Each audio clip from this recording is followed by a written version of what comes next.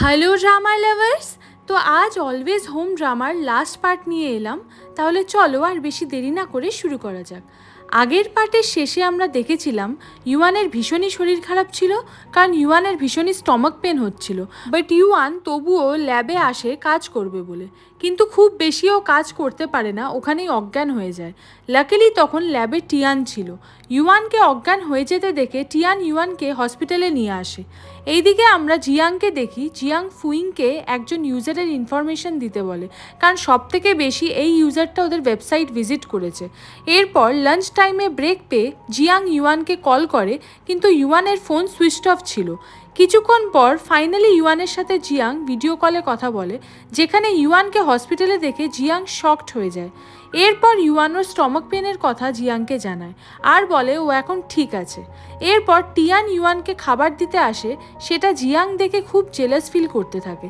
কিন্তু এরপর ইউয়ান যখন জিয়াংকে বলে টিয়ানই ওকে হসপিটালে নিয়ে এসেছে, তখন জিয়াং গিল্টি ফিল করে, কারণ এই সময় সব থেকে বেশি ইউয়ানকে জিয়াংয়ের টেক কেয়ার করা উচিত ছিল। এই জন্য জিয়াং ইউয়ানের কাছে যাবে বলে ঠিক করে, কিন্তু এই সময় কোনো ট্রেন পাচ্ছিল না জিয়াং, তাই ও ঠিক করে কার ড্রাইভ করে আসবে। হতে পারে কালের অফিস মিটিংটা জিয়াংয়ের জন্য খুব ইম্পর্টেন্ট, কিন্তু এখানে জিয়াংয়ের কাছে ইউয়ানের থেকে বেশি ইম্পর্টেন্ট কিছু না। জিয়াংয়ের কাছে ওর ক্যারিয়ারের থেকেও আগে ইউয়ান, তাই ও হোয়ান যাবে বলে বেরিয়ে পড়ে। এইদিকে ইউয়ান যখন ওর হোস্টেল যাবে বলে রেডি হয়ে বাইরে আসে, ইউয়ান দেখে টিয়ান ওর জন্য ওয়েট করছে। ইউয়ান টিয়ানকে বলে ও এখন ঠিক আছে, ও একাই হোস্টেল চলে যেতে পারবে। কিন্তু টিয়ানের ইউয়ানের জন্য চিন্তা হচ্ছিল, তাই ইউয়ান টিয়ানের সাথে ওর হোস্টেলে আসছিল। তখন জিয়াংও ওখানে চলে আসে এবং ইউয়ানকে টিয়ানের সাথে দেখে রেগে যায়। এখানে ইউয়ান জিয়াংকে দেখতে পায়নি। ইউয়ান টিয়ানকে বাই বলে চলে গেলে তখন জিয়াং টিয়াংয়ের সামনে এসে দাঁড়ায়।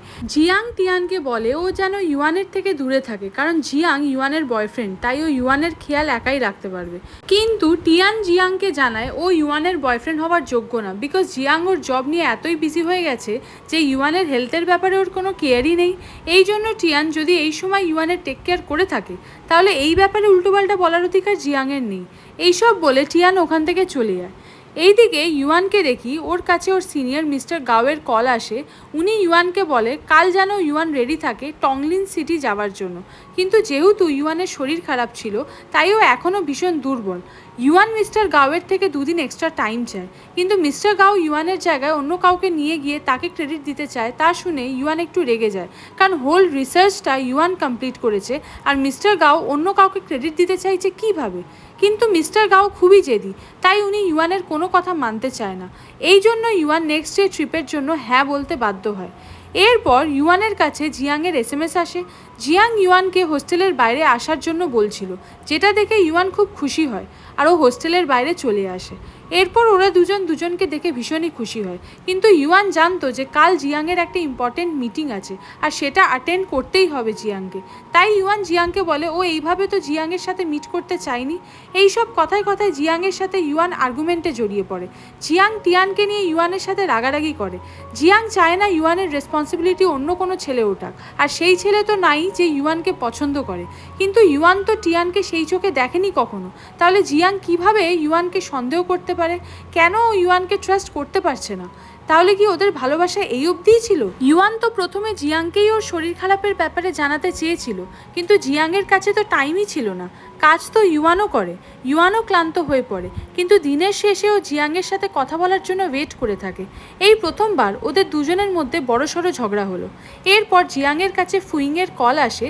ফুইং জিয়াংকে বলে ওরা যেই ইউজারকে খুঁজছে সে হোয়ানেই আছে এখন, তাই জিয়াং ইউয়ানকে মিটিং অ্যাটেন্ড করতে যাবে বলে চলে যায় ওখান থেকে। এখানে দুজনেই দুজনের ব্যাপারে ভেবে খুবই ইমোশনাল হচ্ছিল। এইদিকে জিয়াং চলে এসেছে সেই ইউজারের সাথে দেখা করতে, যে হোয়ানের একটা ফরেস্টে ছিল। ইউজার নিজেই জিয়াংয়ের সাথে দেখা করতে চেয়েছিল ওকে থ্যাঙ্কস জানানোর জন্য, বিকজ ছেলেটি ইন্ট্রোভার্ট ছোট থেকেই, আর ওর অ্যাস্ট্রোনট আর সায়েন্সের বুক পড়ার ইন্টারেস্ট বেশি। কিন্তু অ্যাস্ট্রোনমি বুক ভীষণই কস্টলি হয়, তাই একদিনও সার্চ করতে করতে জিয়াংয়ের ওয়েবসাইটে পৌঁছায়, যেখানে জিয়াংয়ের বেচা ওল্ড অ্যাস্ট্রোনমি বুক দেখে আর ওটা পেয়ে ওর ভীষণই হেল্প হয়। কারণ সেগুলো ভীষণই কম প্রাইসে সেল হচ্ছিল। জিয়াংয়ের ওয়েবসাইটের থেকে ওর অনেক বন্ধুও হয় যারা ওর মতো সেম ইন্টারেস্ট রাখে। তাদের সাথে পরিচয় হয়ে সবাই সবার বুকস এক্সচেঞ্জ করতো, তাই ওর ভীষণভাবে হেল্প হয়েছিল জিয়াংয়ের ওয়েবসাইট থেকে। এবং ওর অনেক ফ্রেন্ডও হয়েছিল, যেটা ওর আগে কখনো ছিল না। ওই ইউজারের কথা শুনে জিয়াংয়ের খুব ভালো লাগে। অ্যাটলিস্ট জিয়াং একটা আইডিয়া তো পেয়ে গেল যে ওর এখন ওর ওয়েবসাইটটা নিয়ে কী করা উচিত। এরপর জিয়াং ওর কোম্পানি যাওয়ার জন্য রেডি হয়। তখন জিয়াং জানতে পারে টংলিন ভিলেজের ওয়েদার খুবই বাজে আছে, ওখানে হেভি রেনফল আর টাইফুন আসার সম্ভাবনা আছে। টংলিনে ইউয়ান গেছে ওর রিসার্চ ট্রিপের জন্য। এইদিকে জিয়াং ইউয়ানকে কলেও পাচ্ছিল না, তাই জিয়াং হেমুর থেকে টিয়ানের নাম্বার জোগাড় করে ইউয়ান কোন রিসর্টে আছে সেটা জানে। এরপর জিয়াং ফুইংকে কল করে বলে ও যেন জিয়াংয়ের জন্য মিটিং ডিলে না করে, মিটিং শুরু করে দেয়, কারণ জিয়াং এত তাড়াতাড়ি ফিরতে পারবে না। তাই জিয়াং ওর নিজের আইডিয়া ফুইংকে শেয়ার করে দেয় আর বলে ওটাকে মিটিংয়ে সাবমিট করতে। এরপর জিয়াং টংলিনের জন্য বেরিয়ে পড়ে। এইদিকে আমরা ইউয়ানকে দেখি মিস্টার গাও ইউয়ানকে ফরেস্ট রিসার্চের জন্য এনে ওকে কিছু ফটোস দিয়ে ওখানে ওকে একা রেখে নিজের রিসর্টে চলে যায়। এরপর ইউয়ান একাই ফরেস্ট রিসার্চ করতে থাকে। হঠাৎ করেই ওখানে বৃষ্টি স্টার্ট হয়ে যায়। ইউয়ান ওর জিনিস নিয়ে একটা জায়গায় বসে পড়ে। গাও যখন রিসর্টের দিকে ফিরছিল তখন ওখানকার একজন ভিলেজারের থেকে জানতে পারে আজ ওয়েদার ভীষণই খারাপ হবে, তাই এখানে থাকাটা বিপজ্জনক। মাঝে মাঝে এখানে বাজও পড়ে। কিন্তু এই সব শুনেও গাওয়ের ইউয়ানের জন্য কোনো চিন্তা হয় না আর ও ওর রিসর্টে ফিরে আসে। এরপর জিয়াং রিসর্টে আসে, গাওয়ের থেকে জানতে চায় যে ও ইউয়ান কোথায়। বাট গাও জিয়াংকে কিছুই বলে না আর ফালতু কথা বলতে থাকে জিয়াংকে। এক পর্যায়ে জিয়াংয়ের মাথা এতটাই গরম হয়ে যায় যে জিয়াং গাওকে ধরে মারতে যায়। কিন্তু এই সময় সবথেকে ইম্পর্টেন্ট হলো ইউয়ানকে খোঁজা, তাই জিয়াং রিসর্ট থেকে বেরিয়ে মাউন্টেন ফরেস্টের মধ্যে ঢুকে পড়ে। অনেকক্ষণ খোঁজার পরও ইউয়ানকে জিয়াং খুঁজে পায় না। ইউয়ানকে না পেয়ে জিয়াং উল্টোপাল্টা ভাবতে থাকে আর ও ভীষণই হেল্পলেস ফিল করছিল। তখনই ইউয়ান পেছন থেকে এসে জিয়াংয়ের হাত ধরে। ইউয়ান ঠিক আছে দেখে জিয়াংয়ের শান্তি হয়। এরপর ওরা একটা জায়গায় বসে চা এনজয় করতে করতে গল্প করতে থাকে। এইদিকে কোম্পানিতে ফুইং আর ফেনলি জিয়াংয়ের আইডিয়াকে সাবমিট করে কোম্পানি অথরিটির সামনে। বাট ওরা জিয়াংয়ের আইডিয়া পছন্দ করে না, বিকজ ওরা চায় জিয়াংয়ের ওয়েবসাইট থেকে কোম্পানির প্রফিট হোক। কিন্তু ওল্ড বুকস সেলিং করা জিয়াং বন্ধ করবে না, তাই কোম্পানিও ওখানে new book and E books বেচতে পারবে না। এরপর জিয়াং কোম্পানিতে আসলে ফুইং জানায় কোম্পানি জিয়াংয়ের আইডিয়া অ্যাকসেপ্ট করেনি, তাই কথা মতো জিয়াংকে জব ছাড়তে হবে। ফুইং জানায় যে এই কোম্পানিতে ওর জব পার্মানেন্ট হয়ে গেছে, সেটা ফুইং ওদের আগে জানায়নি, কারণ ফুইং জিয়াংকে হেল্প করতে চেয়েছিল। যদিও ফুইং জানতো যে জিয়াংয়ের প্ল্যান ওরা অ্যাকসেপ্ট করবে না, কারণ ওতে কোম্পানির কোনো প্রফিট নেই। ফেনলি ফুইংয়ের ওপর একটু রাগ করে, কারণ ফুইং যদি ওদের আগেই মানা করে দিত তাহলে ওদের এত হ্যাপা পোহাতে হতো না আজ। জিয়াংয়ের কোম্পানি ছাড়তে কোনো প্রবলেম নেই, আর জিয়াং ফুইংয়ের ওপরও রাগ করেনি। জিয়াং ফেনলিকেও এই কোম্পানি ছাড়তে মানা করে, কিন্তু ফেনলি আইডিয়া সাবমিটের সময় কোম্পানি অথরিটির সাথে ঝগড়া করেছে, তাই ওকে কোম্পানি রাখবে না। আর ফেনলি এমন কোম্পানির হয়ে কাজও করতে চায় না যারা হিউম্যান ইমোশনস বোঝে না। যেহেতু জিয়াং ওর ওয়েবসাইট চেঞ্জ করতে চায় না, তাই জিয়াং আর ফেনলি জব ছেড়ে দেয়। এইদিকে কলেজে গাও ওর নিউ এক্সপেরিমেন্ট প্রজেক্টকে ক্লাস এবং প্রফেসরদের সামনে এক্সপ্লেন করবে। এখানে গাও ওর এক্সপেরিমেন্ট প্রজেক্ট প্রেজেন্টেশন এক্সপ্লেন ঠিক করে করতেই পারছিল না, তাই প্রফেসর ইউয়ানকে এক্সপ্লেন করতে বলে। ইউয়ান খুব ভালো মতো এক্সপেরিমেন্ট প্রেজেন্টেশন এক্সপ্লেন করে সবার সামনে। প্রফেসর বুঝে যায় যে গাও এই এক্সপেরিমেন্ট নিজে করেনি। এরপর প্রফেসর যখন ইউয়ানকে এই ব্যাপারে জিজ্ঞাসা করে তখন ইউয়ান বলে দেয় যে এই এক্সপেরিমেন্ট ইউয়ান আর টিয়ানি করেছে, গাও ওদের এই এক্সপেরিমেন্টে কোনো হেল্প করেনি। এইসব শুনে প্রফেসর গাওকে সবার সামনে ভীষণভাবে বকে আর ফুল ক্রেডিট দেয় ইউয়ান আর টিয়ানকে এই এক্সপেরিমেন্ট প্রজেক্টের।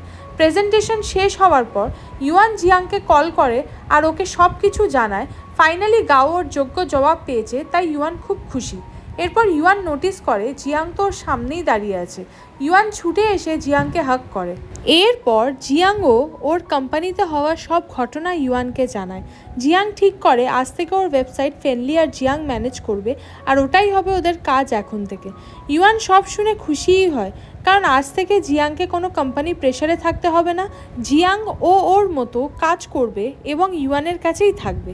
জিয়াং ইউয়ানকে জানায় যে ও আগের অ্যাপার্টমেন্টটা আবার রেন্টে নিয়েছে, যেটা ইউয়ান আর জিয়াং একসাথে গুছিয়েছিল। তাই ইউয়ান ডিসাইড করে যে ও জিয়াংয়ের সাথেই থাকবে। আলাদা আলাদা থাকার থেকে বেটার ওরা দুজন একসাথেই থাকুক। 1 বছর ধরে ওরা দুজন দুজনের থেকে দূরে ছিল, তাই ওরা ঠিক করে একসাথেই থাকবে, যাতে ওদের মধ্যে আর কোনো মিসআন্ডারস্ট্যান্ডিং ক্রিয়েট না হয়। এরপর ইউয়ান ওর জিনিস নিয়ে জিয়াংয়ের অ্যাপার্টমেন্টে চলে আসে। এরপর ওইগুলো আনপ্যাক করে। ইউয়ানের ট্রলি ব্যাগে বেশি জিনিস ছিল জিয়াংয়ের, যেটা নিয়ে ওরা মজা করতে থাকে। এইভাবেই ওরা একসাথে কিছু মাস জিয়াংয়ের অ্যাপার্টমেন্টেই কাটায়।